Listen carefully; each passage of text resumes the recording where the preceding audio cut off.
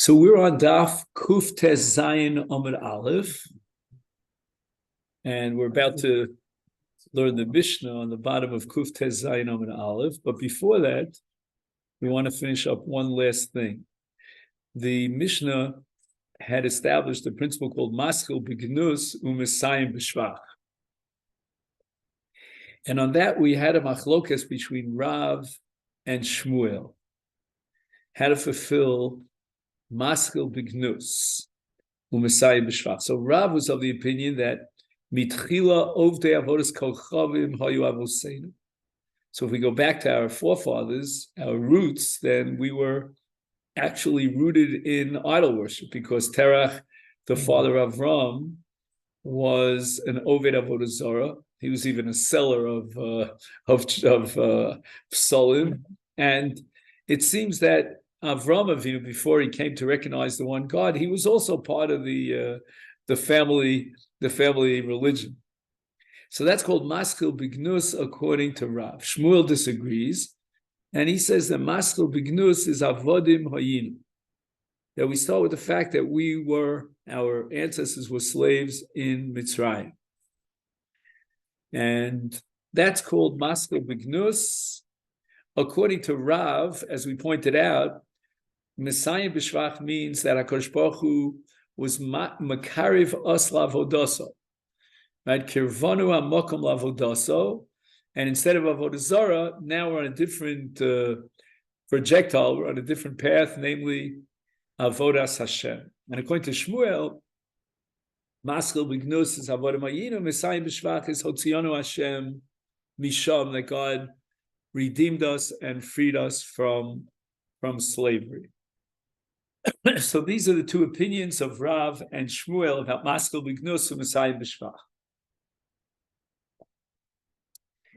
Now, what we'd like to mention here is the Avudraham, just for historical background perspective. He lived about 6 centuries ago, and he wrote a commentary on the Sidur, including the Haggadah. And in that book, he tries to analyze this machlokas between Rav and Shmuel. So what does he say? This is Mem Aleph. He says, according to Shmuel, what we're interested in here on this night is Yitzias Mitzrayim. And therefore, the Maschil B'Gnus should be the flip side of Yitzias Mitzrayim.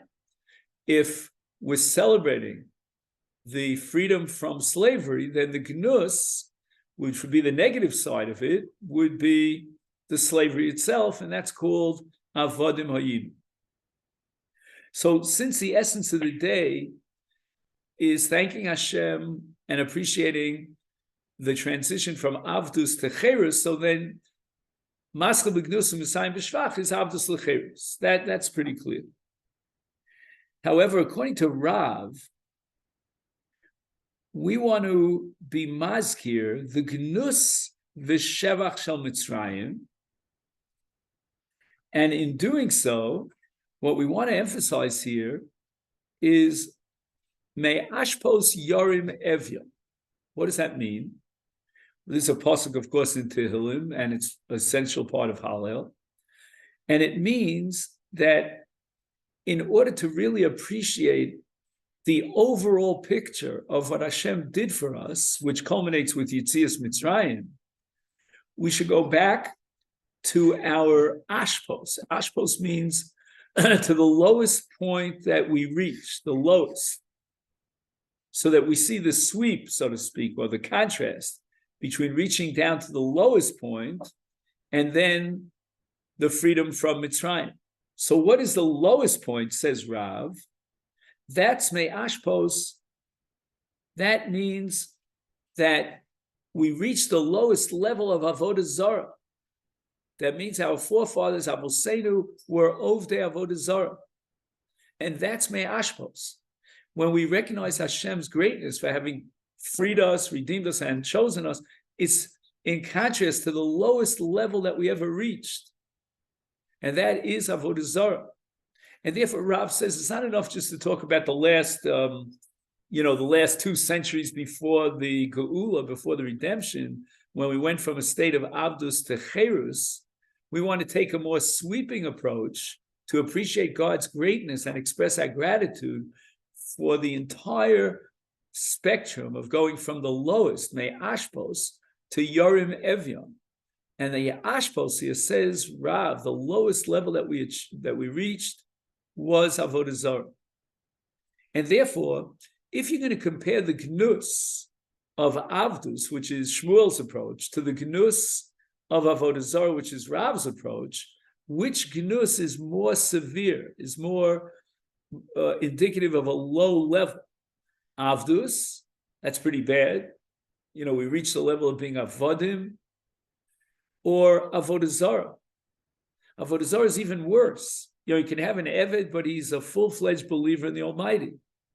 So the Klal Yisrael, even though they were Avodim in Mitzrayim, they still were in the parsha, so to speak, of worshiping Hashem. They couldn't worship Hashem because they were slaves to Paro. But they had the basic commitment to the to the future of Klal Yisrael. But Avosenu, if we go back to the real Gnus, the capital Gimel and the most severe Gnus, then we're going back to Avodah Zarah. So Rav says, according to Avudraham, Ein Gnus Gedola Mizu.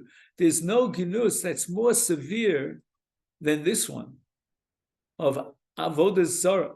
Shegedola hi mignus shal avdus. That HaKadosh Baruch Hu would take a people, a nation, who in their roots, in their origins, were guilty of Avodah Zarah, and then be kirvanu amakom lavodasam, to take idolaters and bring them to the worship of Hashem. That's the greatest shevach we can have. And the gnus, which is greater, leads to a shevach, which is greater. You follow? Maskil b'gnus and Messiah b'shvach means that the shvach is proportionate to the gnus. And the greater and more intense the gnus, the greater the shevach. That HaKadosh Baruch Hu would choose and bring close to him a nation of idol worshippers, that's a great shevach. And Rav would advocate, therefore, to reach the level of the greatest shevach, to begin with the lowest level, the most severe gnus, which is Avodah Zarah, because Avodah Zarah is a worse gnus than Avdus. That's what we have from the Avudraham. Now I want to mention Rabbeinu Chananel, which many of you may have on the side of Gemaras, depending upon which Gemara you have. Rabbeinu Chananel wants to say that lahalacha l'maisa, do we accept Rav or do we accept Shmuel? How do we paskin as far as mastil b'gnus u'masai b'shvach? Says Rabbeinu Chananel a very startling comment. We accept both opinions. Normally, we can't do that. For example, if you have one opinion that says Tameh, the other says Tar, then make a choice. It's either Tar or Tameh. There's no half Tameh and half Tar. You can't have both. If someone paskins that you're chayev and the other says you're potur, you can't have both. But in the case of Haggadah, of Sipur Yetzias Mitzrayim, you can accept both shitos. And that, says Rabbeinu Chananel, is in fact reflected in our minig, our Haggadah, that incorporates both Rav, and we're going to have a paragraph, B'tchila Ovdei Avodah Zarah, Hayom Avosenu, and Shmuel, Maskil B'gnus Avodim Hayinu L'far Mitzrayim. And that's the opinion of Rabbeinu Chananel, that we paskin like both. However, the Ritva disagrees. And the Ritva says that you got it wrong. Rabbeinu Chananel, you made a mistake. That's the accusation of the Ritva.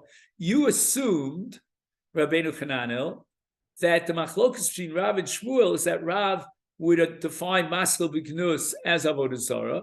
Shmuel, from his part, would define Maskil B'gnus as Avodim Hayinu. And you're making a mistake. The truth is that both Rav and Shmuel have accepted the position that both Avodim Hayinu and Mitchila Ovdei Avodah Zarah Hayu both would fulfill the requirement of Maskil B'gnus. There was never a debate about that.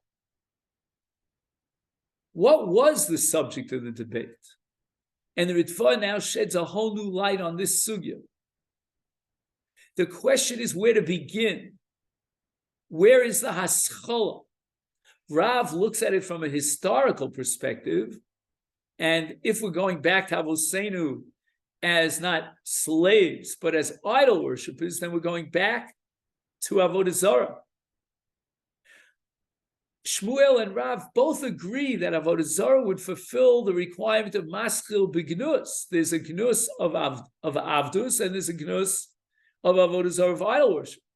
That was never an issue.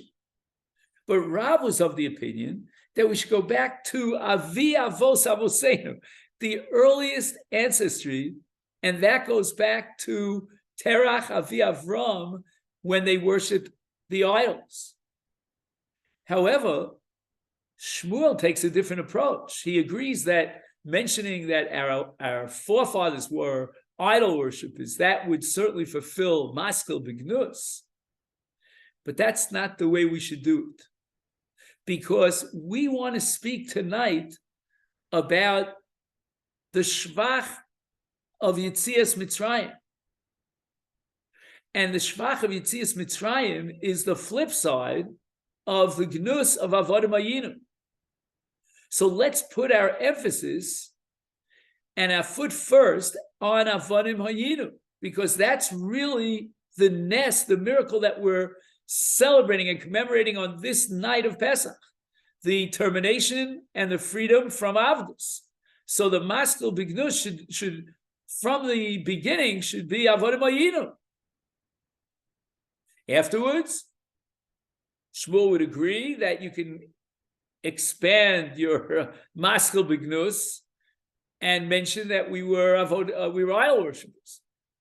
But that's not where we begin this night. This night is about the ness of me'avdus lecheres. That's the essence of the night. And Rav, you can't deny that. And therefore, says Shmuel, if the entire Sipitzis Mitzrayim of tonight is about me'avdus lecheres, then begin with Avodah Hayinu and end with Hotzianu Hashem Mitzrayim. Afterwards, go on to Mitchila of the Avodah Zarah. And Rav is looking at the sequence from a different logical perspective, not from the perspective of what we call Tokfo Shel Nes, what is the miracle that we are commemorating tonight, but rather look at it from a historical perspective. And therefore, we should begin on this night with Mitchila of the Avodah Zarah, I was saying, because we're going back in history all the way to our roots, all the way to Terach Avi Avram. Now the question is, in this machlokas, can you accept both opinions? Rabbeinu Chanal thought that you can accept both opinions, and in fact we do so. Says the Ritva, no. We're in a position where we have to accept one opinion over the other, because the machlokas between Rav and Shmuel revolves around the question where to begin. And apparently the sequence is very important. You know, you and I might say, Mabakach. Who cares whether you start here or you start there? In any event, you're going to fulfill the maskil bignus and that requirement. So why are we at loggerheads racking our brains to try to figure out where we should begin? And in the language here of the Ritva, he writes, Das Kulam, everybody agrees that Tzarech Lahaskir Gam Avodah Hayinu v'Gam Mitchila of the Avodah Zarah Yusein. We need both dimensions of gnus, the gnus of Avdus, and we have to mention the gnus of idolatry. Ach nechleku, meaning there's a machlok between Rav and Shmuel, ma yaskir tchila, with what hazkara of maschil bignus should he begin? Ha'im, and he starts with Rav's opinion. Be'inyan avoseinu shahayu ovdei avodah zarah keseder ha'maisa. What does it mean, keseder ha'maisa? The historical sequence. If there are two dimensions to maskil bignus, mention the one that historically came first. The chronological sequence of events sets up a seder. So you want to know in Hilchas Seder, where do we begin? Like, for example, this week's parsha is Achrei Mos. at least half of it, right? So Achrei Mos is all about Seder. It's about the Seder of Avodas Yom Kippurim of the Kohen Gadol on this holy day. And the Rambam writes that the Seder is absolutely critical. The sequence is indispensable. So that Seder, especially when we're talking now about Maskil B'Gnus and Messiah B'Shvach, which is the essence, it's really the hub of Sipur Yetzias Mitzrayim. We're going to embellish Sipur Yetzias Mitzrayim. We'll have a discussion about all the different miracles that we had, and we're going to have a discussion about the Makos and how many Makos, and we'll have a discussion about Arami Oved Avi. There are many, many different dimensions to Sipur Yetzias Mitzrayim.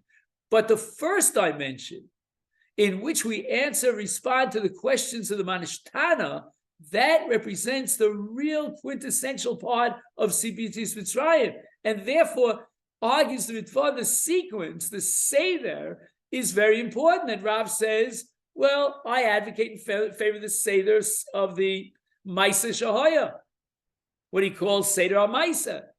And that's one halacha in Seder. But Shmuel says, no. Yaskil b'avonim hayinu. Why? Because the Seder of Sipur Yetzias Mitzrayim, of Maskil B'Gnus, should be a reflection of Takfo Shel Nes, of the miracle that we are celebrating on this night. And if we're celebrating the miracle of Yitzia Mi'avdus L'Cheres, then the Maskil B'Gnus, to kick off this great mitzvah of Sipur, has got to be Avonim Hayinu L'Farav B'Mitzvah.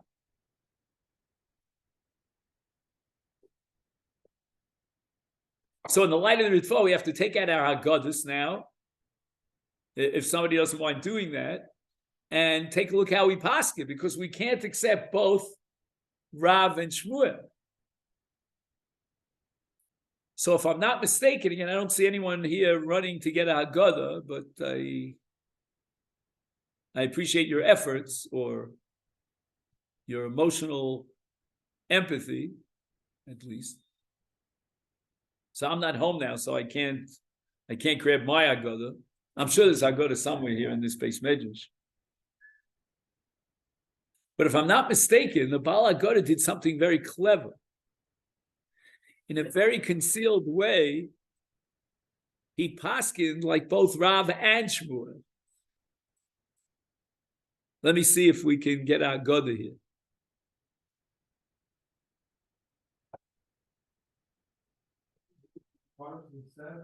If you have machzorim here, they might have it for a machzor on Pesach.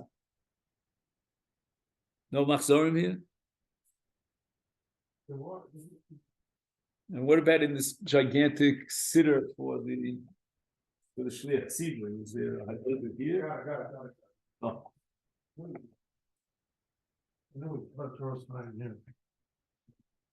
Oh, thank you.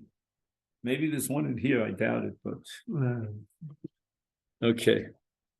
The trouble with this Haggadah of the Toras Chaim is that it's more commentary than Haggadah, but all right. So let me see. Here we go. Oh, okay. You take a look at this one if you don't mind. I found it here.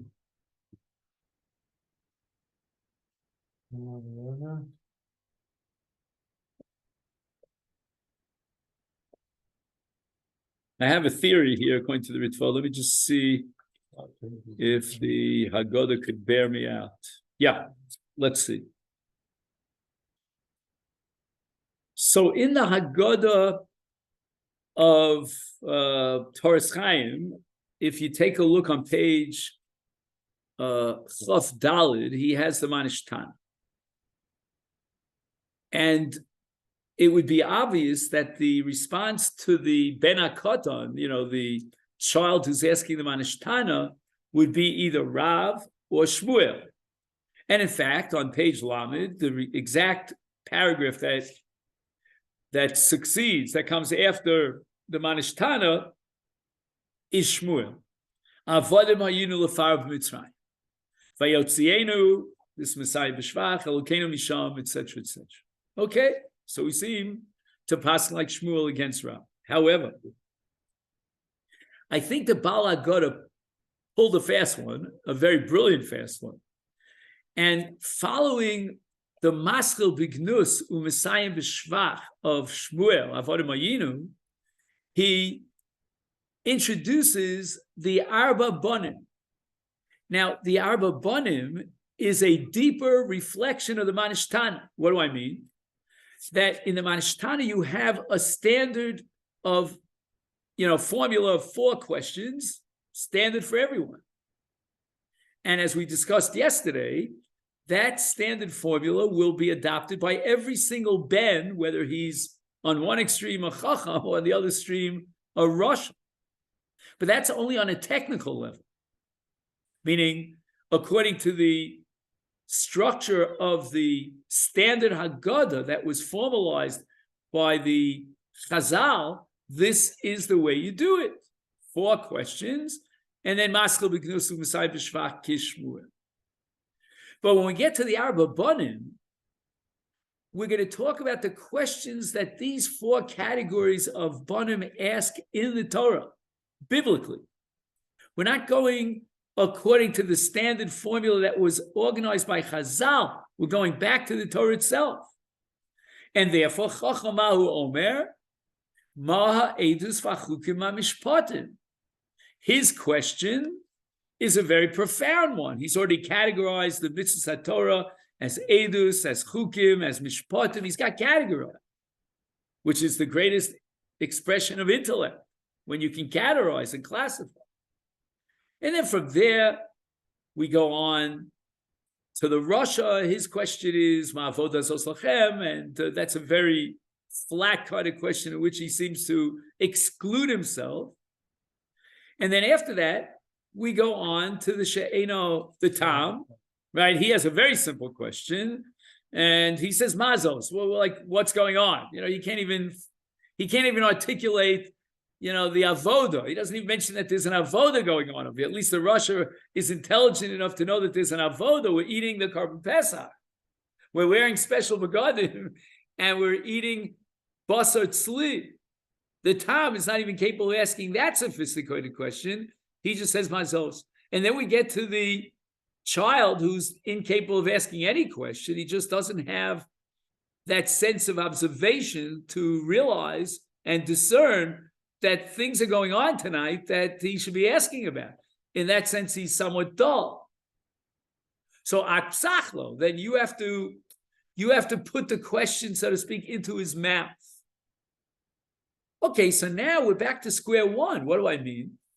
If we've already asked the questions, but not the Manishtana in the standard sense, but the questions that are going to be asked by the 4 categories of Bonim, as the Torah formulated those questions, then we're back to the mitzvah of Sipur Yetzias Mitzrayim. And that is, how do we answer the questions of the 4 Bonim? And the rule of thumb that defines the very essence of Sipur Yetzias Mitzrayim of Higadatul Bincha answers is going to be Maskil Bignus u'Mesayim b'Shvach. At this point, the Baal HaGoda begins with what? With Mitchila Ovdei Avodah Zarah on page Ayin in my particular edition. And we go on to V'achshav Kervana Mokum Lavodasa. So it's fascinating because even according to the Ritva's assumption that Rav and Shmuel are mutually exclusive, you can't start with Shmuel and start with Rav at the same time. Take your choice, commit yourself to one opinion or the other, and it could very well be that in the Ritva's Haggadah, we're going to have Shmuel and only Shmuel, and Rav won't even be expressed in the Haggadah. But our Haggadah wants to touch base even with Rav. And there should be a Maskil Bignus with Mitchila Ovdei Avodah Zarah. But how do you accomplish that? You've already achieved the Manishtana. You've already responded to the standard Manishtana by applying Shmuel's rule of Maskil Bignus with Avodim Hayinu.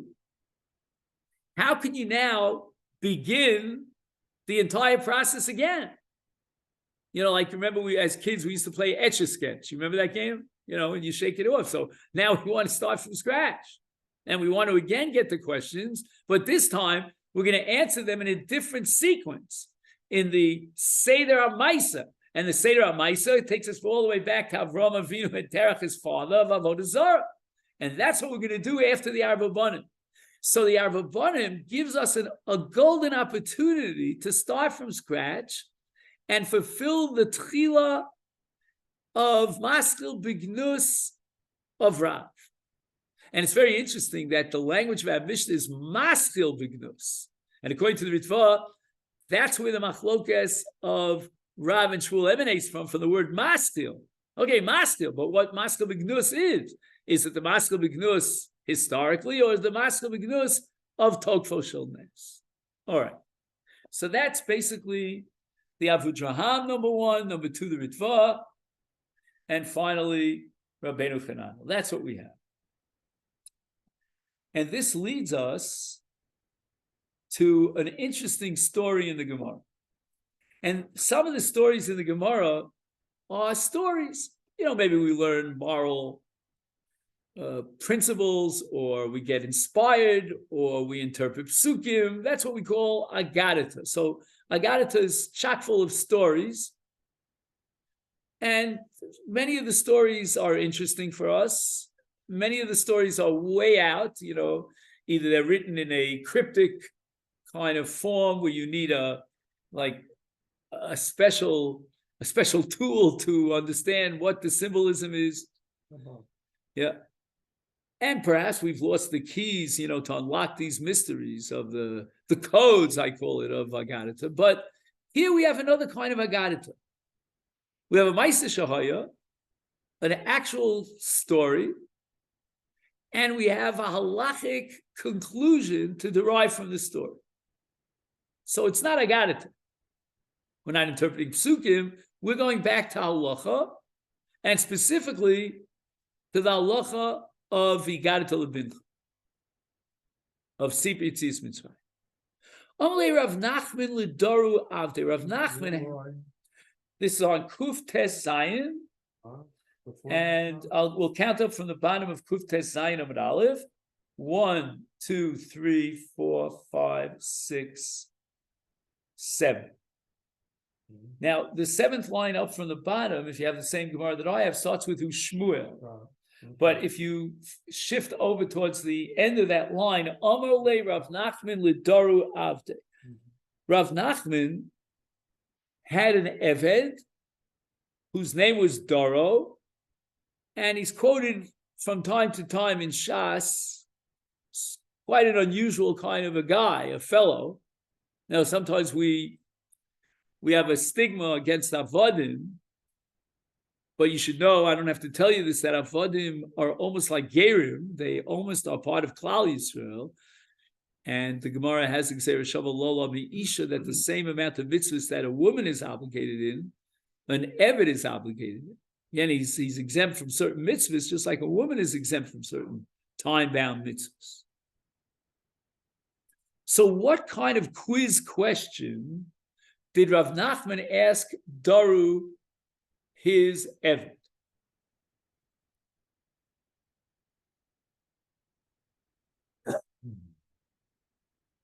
And Rav Nachman's question was a kind of a setup, if you know what I mean.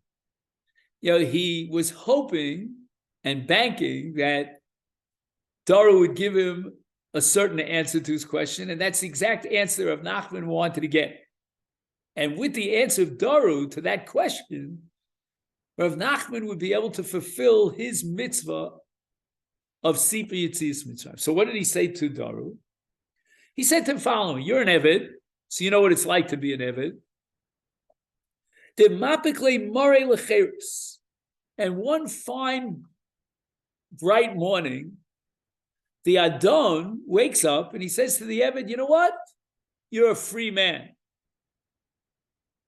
My boy Lememerle. What should the Eved respond to the Adon on this great occasion where the Adon woke up and decided, you're a free man? Amalei. So Doris said to Rav Nachman, exactly as Rav Nachman was anticipating, Boilo duye l'shabuche. he should respond with two things, Hodah and Shevach. Right? We're translating the Aramaic, Oduye miloshen Hodah, and Shvuche miloshen Shvach. Now, Rabbi say, don't ask me why this sequence starts with Hodah and then goes to Shvach, because I don't have an answer to that question. Maybe you'll help me with that. It very much perplexes me, because the general rule is that we start with Shvach and then we end with Hodaya. What's the proof of that? Well, what's the classic formula in which we begin with Shevach and only at the end we have Hodaya? You could unmute yourselves. So. The Shemona Esrei. Shemona Esrei, wonderful.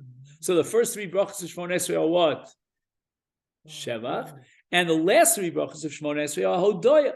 And this is derived from Moshe Rabbeinu, that when he thanked Hashem, he started first praising Hashem, and he's saying, who's like God? God is so great. And then he thanked Hashem. Okay, so I don't know why Daru reversed the order here. I can't comment on that. Maybe somebody has an explanation. But he has both Hodaya and Sheva. And it seems from the response of Rav Nachman, Amalei, Rav Nachman says to Daru, Patarton milomar manishtan. We don't have to ask any questions. Because the whole purpose of the question, says Rav Nachman, is a jumping off point, what we call in modern Hebrew, keresh kfitza, to Shevach and Hodaya. So that there's no necessity to go through the entire tedious process of Maskil Bignus, whether it's Rav or whether it's Shmuel. Leave out Maskil Bignus. We've already started with the situation, the reality of an Eved, where an Eved is excluded from testimony, an Eved is excluded from marriage, he can't marry a Jewish girl, an Eved is exempt from time-bound mitzvahs. All these dimensions that are really reflections of the psychological, of the almost existential definition or essence of an Eved, all this we know because Daru is an Eved. And the Eved longs for freedom. And after he's free, he can marry a Jewish girl, he could testify in a court, he's obligated in all mitzvahs, even time-bound mitzvahs, all this in one split second with the act of being Meshacher. So we have the Maskil Bignus.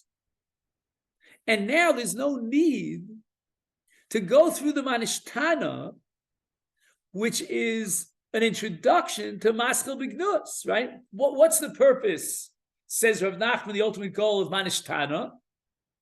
It's to begin Maskil Bignus, meaning the answer to the question why this night is unique is because we are commemorating on this night that God took us from the low state to the high state.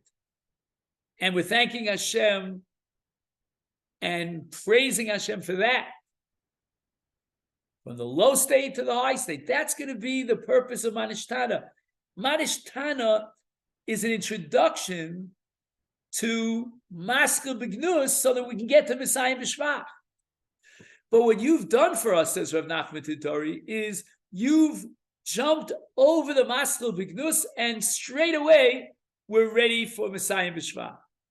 Patarton milomar manishtana pasach v'omar avodim ayinu.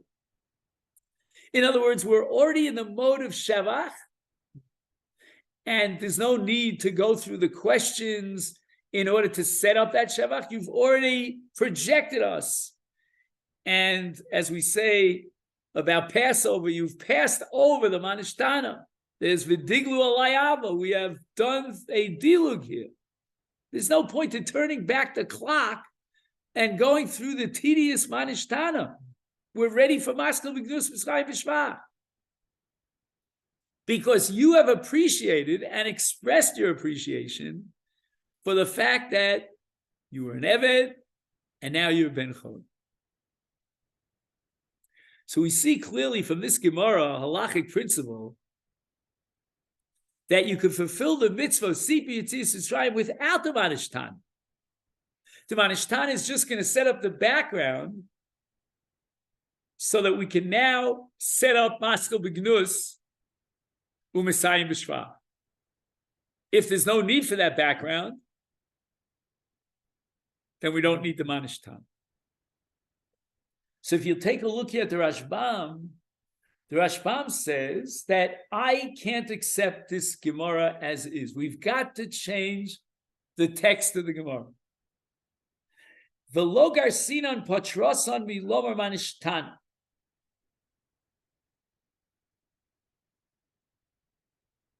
Unfortunately, the Rashbam doesn't give us much of an explanation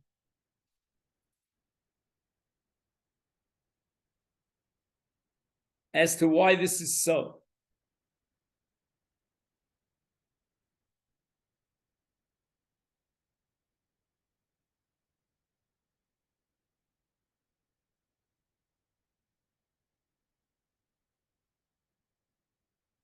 So according to the Girsa of the Marsha, the Rashbam, which you'll see on the last line of the Rashbam, all he has is Pasach v'Yomar. He doesn't have Patrasam Milomar Manishtan. And in fact, there are a number of Rishonim who don't have that language of Patrasam Milomar Manishtan. The Meiri doesn't have it. And apparently, in the ancient manuscript texts of the Gemara, which I assume come from Venice, I'm not sure, he doesn't tell you here, they don't have those words in the text. I actually own a photocopy of the Venice manuscript Gemara, but I don't have it here. It's in Har Nof. So I'd love to check that out and see if I'm right.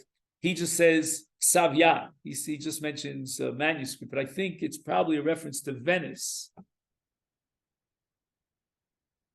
And the Rashbam writes, Pasach v'yom liachar she'elas haben. So you see that the Rashbam says that the Ben already asked his question. So this whole du-siach between Rav Nachman and Daru took place after the Ben had already asked the Manishtan. Liachar she'elas haben. And now the Eved has responded, then Hiskil Omer Avonim Ayinu. The Gomer Agoda B'Shvach U'Ba'odah. Interesting, he has the reverse order. He's got Shvach and then Odah. Basically, now we're ready to say that this is what HaKadosh Baruch Hu did for us, just like in the imagination of what would you say if your Adon freed you. So you came to the conclusion that Avodim Ayinu, and then he let you free, and therefore by Lishvuche Laduye Shevach Lodoy. All right, this leads us to the Mishnah on the bottom of Kuftet Zayin, and now we'll turn to Daf Kuftet Zayin on Beis. Gamliel Omer Kol Shlo Omar Shlosha Dvorim Elu. Pesach, well, we can add here Belela Pesach. Lo yotza yidei chovas. He has not fulfilled his mitzvah. The Eluhena, what are the three things that Rav Gamliel had in mind? Pesach, matzah, umor.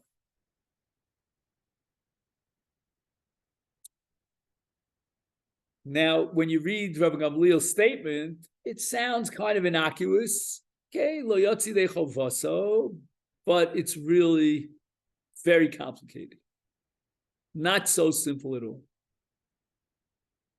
Because what Rabbi Gamliel omitted here is the name of the mitzvah.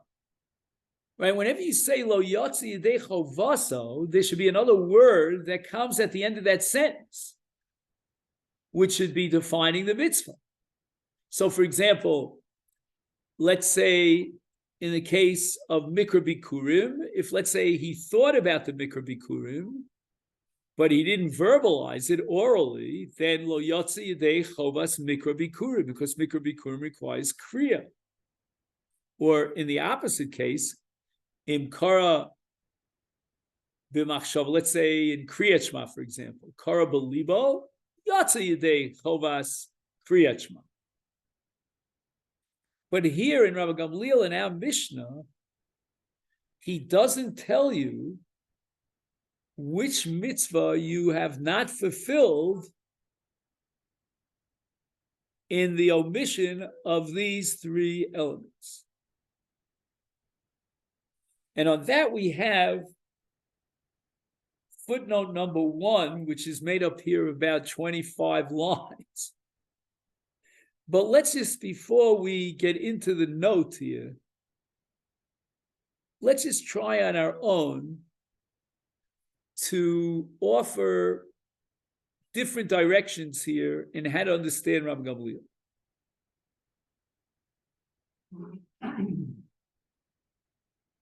The simple way, I think, intuitively, anybody want to respond here? What would be your knee-jerk reaction? Okay, I should mention the knees now. But anyway, what would be your response to the question, what mitzvah has he forfeited by virtue of the omission of Pesach Matzah Mar? Which mitzvah did he mess up on?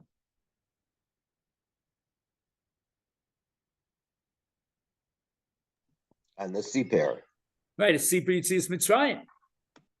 Because the mitzvah Sipar Yitzias Mitzrayim requires what's called Bavur Zeh. Do you remember the pasuk Bavur Zeh? And Bavur Zeh means that the Sipur is all about the matzah, the moror, and the korban pesach. And all the stories that we're going to tell tonight are related to and are reflections of the essence of these three mitzvahs. So even though Pesach, Matzah, Moror per se are mitzvahs achila, but they have to be integrated into the Sipur. I once saw a Haggadah, an English Haggadah, was called Feast of History. I thought it was a very appropriate name. It made him. Feast of History means that what we're eating tonight is history. And our description of history, which is called Sipur Yitzias Mitzrayim, must be integrated into the Achilas Halayla. Bavur Zeh, we pointed a matzah. And the matzah has to be exposed. We discussed earlier the lechem oni sha'onim olav dvarim harbe.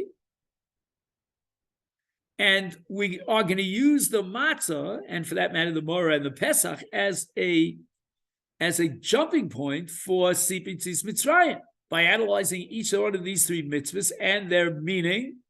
The meaning of matzah is that yatsu b'chipazon, they didn't have time to bake the bread, and the meaning of morah is vayimaru es chayeyem, and the meaning of pesach is pasach al batei avoseinu b'Mitzrayim.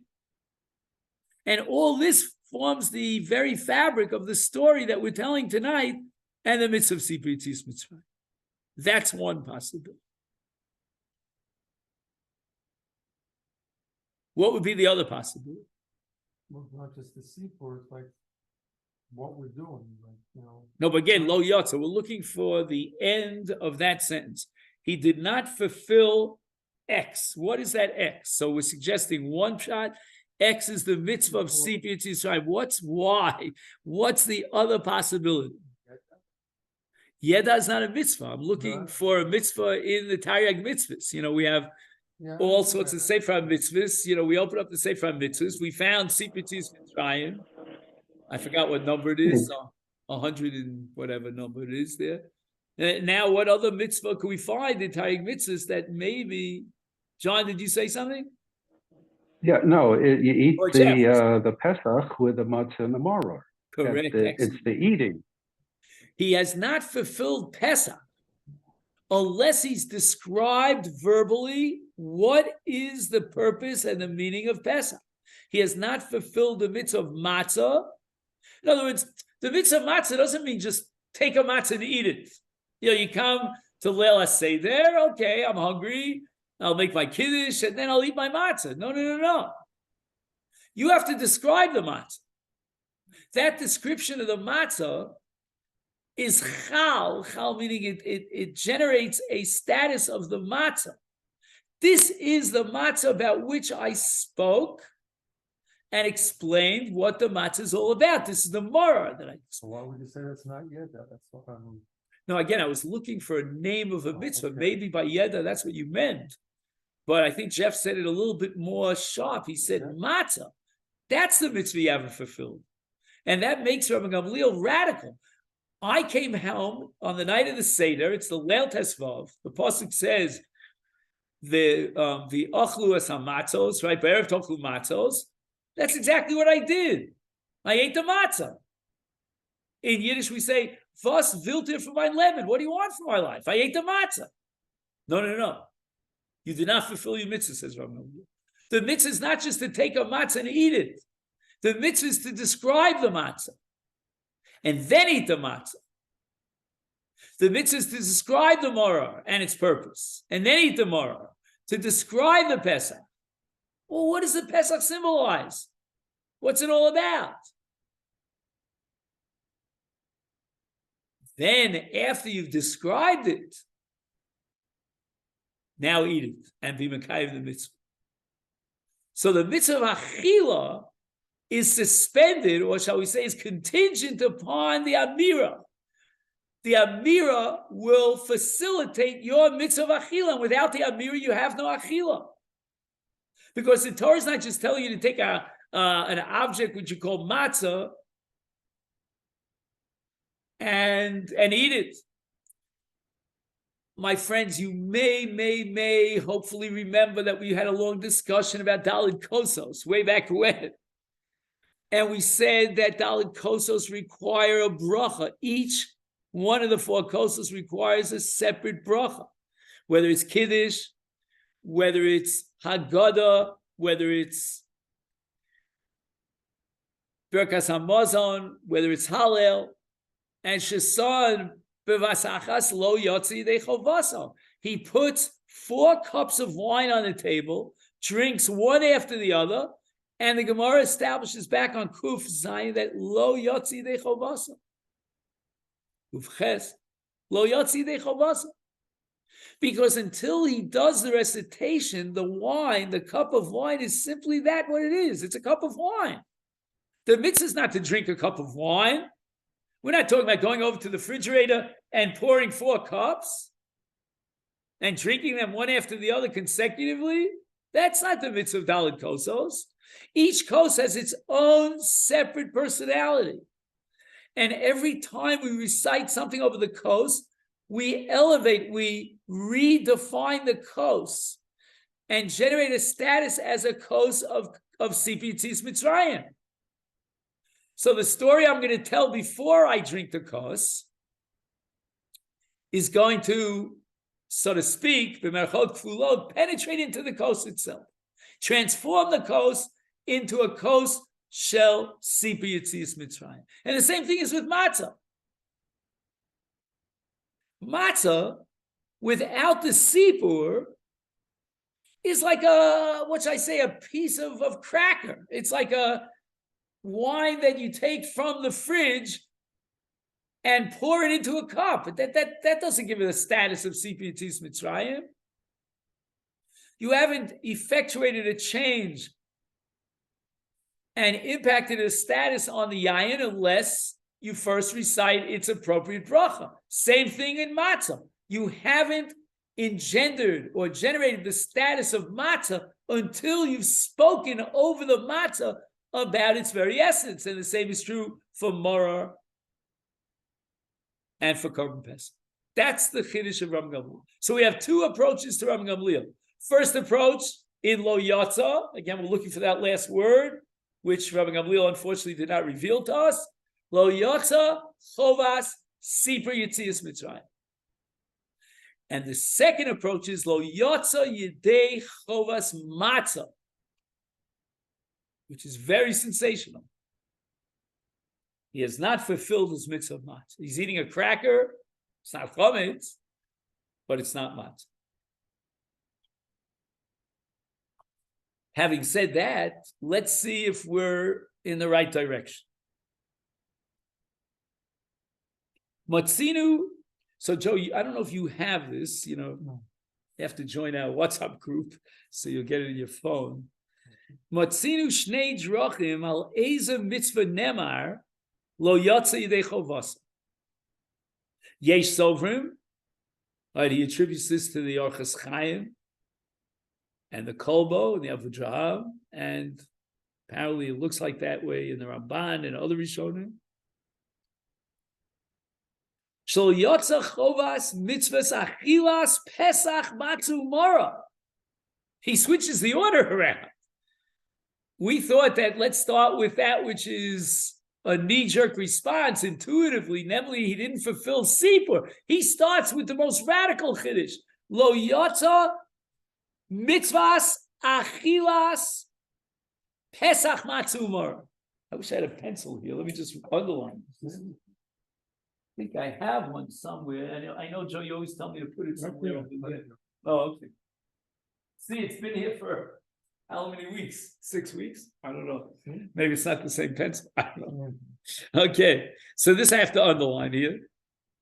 Lo yotza chovas mitzvahs achilas pesach matzah umar.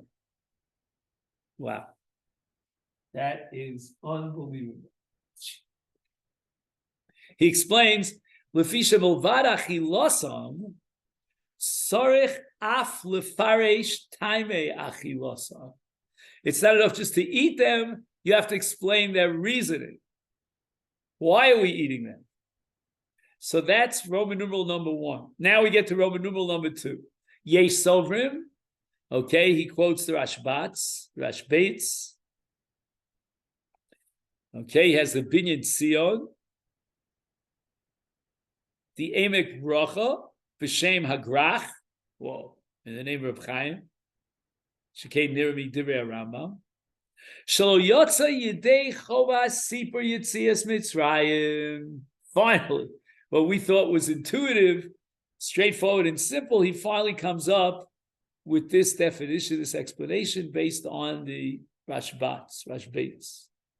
And if I'm not mistaken, he has in this Haggadah the Rashbates, but I don't know where you're going to find it. But check me out on the bottom.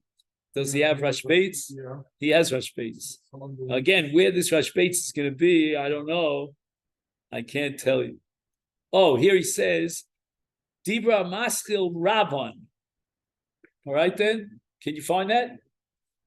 Hey, give it to me, Joe. I'll give it right back to you. I'm just going to give you the page so we don't have to. Yeah.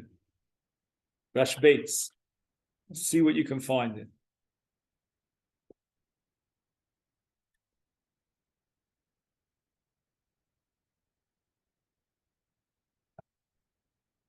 You see anything there? Yeah, So read out loud. זאת המשנה היה בפרק ערבי פסחים. ערבי פסחים. ויאמר רבן גמליאל כי בכלל ההגדה הוא לומר 3 דברים אלו. בכלל ההגדה. I guess he doesn't mention Sipur Yitzias Mitzrayim, does he? No, בכלל ההגדה. ואם לא אמרת, אם לא אמרם, לא יצא ידי חובת והגדת לבנך. והגדת לבנך. אף על פי שבשאלת מה נשתנה נסקו 3 אלו. אינו אלא לעניין השינוי שיש בין זה הלילה לשאר הלילות, אבל לתת עיקר הטעם בהן לא יצא ידי חובתו אם לא אמרן כסדר. So I'm just going to tell you what Joe just read from the Rashbates, which I never would have in a million years looked for this Rashbates except for the footnote in the Masifta. And the Rashbates says that he has not fulfilled his mitzvah v'gadat l'bincha, according to Rabbi Gamliel, unless he describes these mitzvahs and their reasoning. Even though he mentioned in the Manishtana Pesach, one of the questions, when the Mikdash stood, Matzah, which we have, Laila Zeklubin, and Mora. But nevertheless, he answered those questions just with a kind of general statement of Avodah Mayinu, etc., but he didn't explain each mitzvah and its individual time. And that's where Gamliel is adding here that until he does so, he has not fulfilled his mitzvah of Sipur He says Yitzias. in the next line, "Shelo afal pi sheyochal Pesach matzah lo yatsa yidei chovato." Right. So again, he answered the Manishtana with Avodah Mayinu. He ate the Pesach, he ate the Matzah, he ate the Bor. He has not fulfilled his mitzvah of Higadatel Bin until he explains each one of these mitzvahs. Okay, Rabbosai, so this is where we're going to stop for today. Even though I know we're in the middle of this long note, but we'll neither could. Now tomorrow is Yom HaZikaron. I mean, starting tonight. Does that have any impact on our learning tomorrow? I don't know. I'm just asking. You want to get back to me on that? So what we're going to do now is we're going to learn Sanhedrin for a half hour, and then I give the shir about rabbinic authority based on the Ramban for Bruce Markowitz's group. Okay then? So thank you so much. All right, Joe. Have a great day. And finish my story this one. When we would such a thing, I didn't finish. Is that after